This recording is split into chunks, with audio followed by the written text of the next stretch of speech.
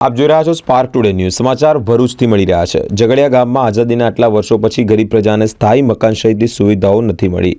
ઝઘડિયાના fathers ક્વાર્ટર્સના રહીશોએ 50 વર્ષથી પાયાની સુવિધા નહીં મળતા જ ધારાસભ્ય ચૈતર વસાવાની મુલાકાત લીધી છે। ફાધર્સ ક્વાર્ટરમાં 70 જેટલા પરિવારોને 400 લોકો અહીં રહે છે।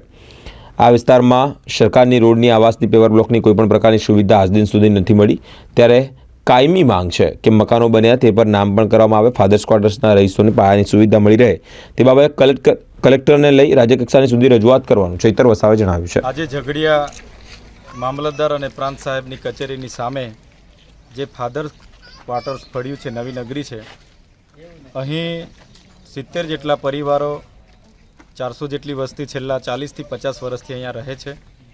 છતાંય આ ફળિયાના ઘરો આજે પણ નામે નથી થયા। એમને હંગામી ધોરણે લાઇટના મીટરો મળ્યા છે, જે પાણીની સુવિધા છે એ પણ હંગામી ધોરણે મળી છે। આ પરિવારોને આજ દિન સુધી કોઈ આવાસની યોજના હોય કે સરકારની રોડ રસ્તાની યોજના હોય, પેવર બ્લોકની યોજના હોય કે બીજી કોઈ પણ જાતનાની શૌચાલયની વ્યવસ્થા હોય, કોઈ પણ જાતની વ્યવસ્થા આજ દિન સુધી મળી નથી।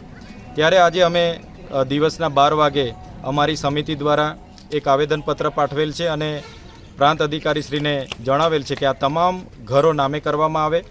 આવનાર દિવસોમાં જેટલી પણ ભૌતિક સુવિધાઓ છે અહીંયા વ્યવસ્થા કરવામાં આવે।